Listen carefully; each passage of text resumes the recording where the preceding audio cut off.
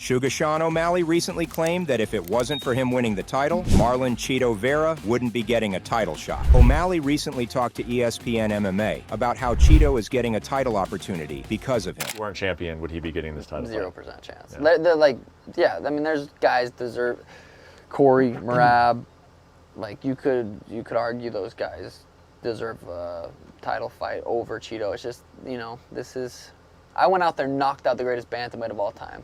I said, hey, I just want one thing. Let me have the Chito rematch. I've never asked for it. Never really asked for anything.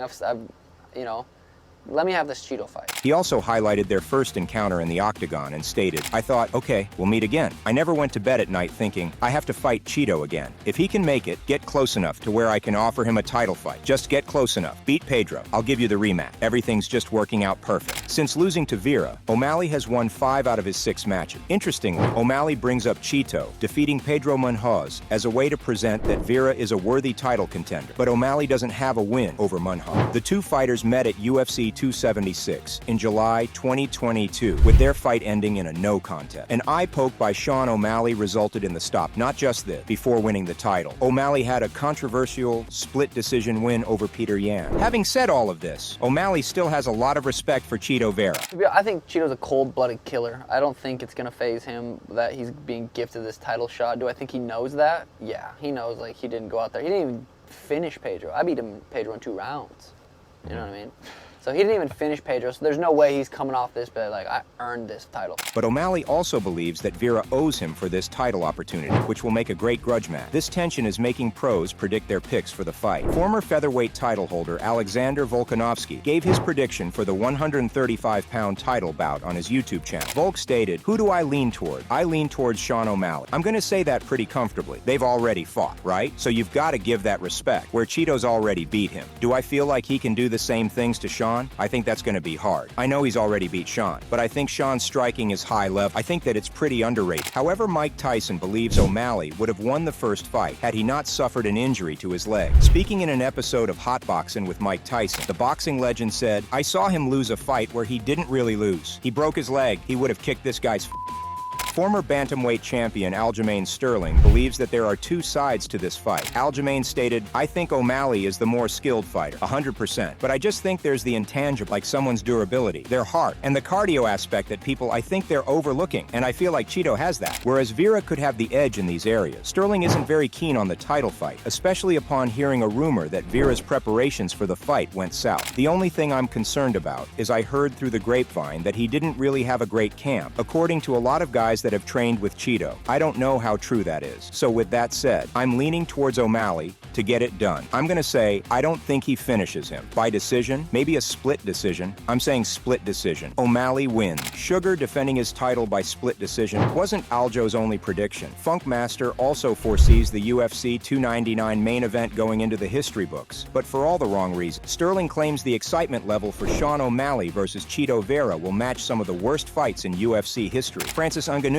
versus Derek Lewis, or Rose Namajunas versus Carla Esparza. 2, I think if you're Chito, you fight this boring, bro. You can't fight him aggressively and try to be exciting because he's too good at what he does. Justin Gaethje vs Max Holloway for the BMF title is another fight that is set to take place at UFC 300, but many pros are coming up with a belief that it's a mismatch. Khabib Nurmagomedov is one of them, as he believes this fight doesn't make any sense. All respect for Max Holloway, but I don't know and I don't understand why UFC make this fight.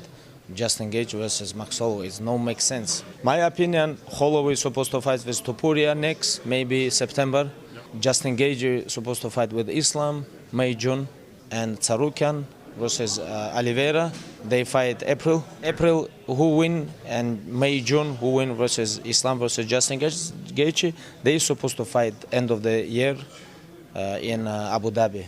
This is, I think, more makes sense. Now, Topuria, he will fight with who if Holloway lose? Movsar, maybe? Movsar is the best option, but I don't know. It's like if Dana White will give him. But my opinion, he deserves this.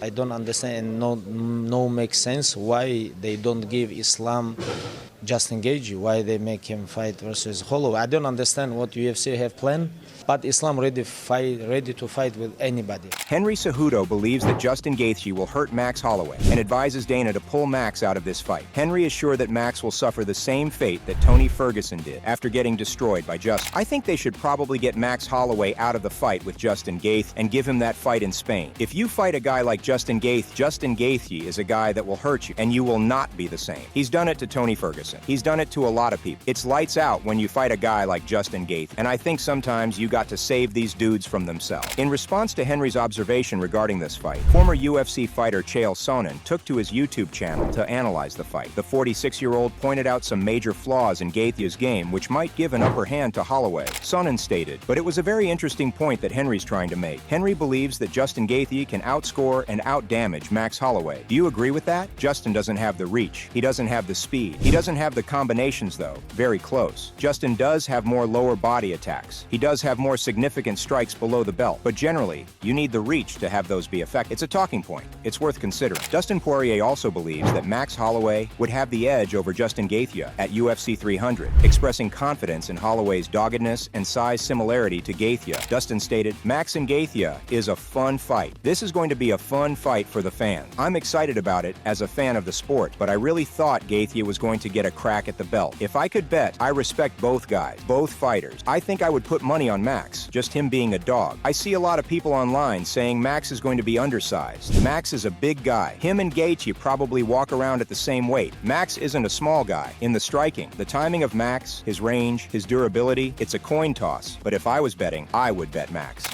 Speaking of the size advantage that many are bringing up, Max Holloway has recently posted a video in which he looks like a beast with a huge body transformation.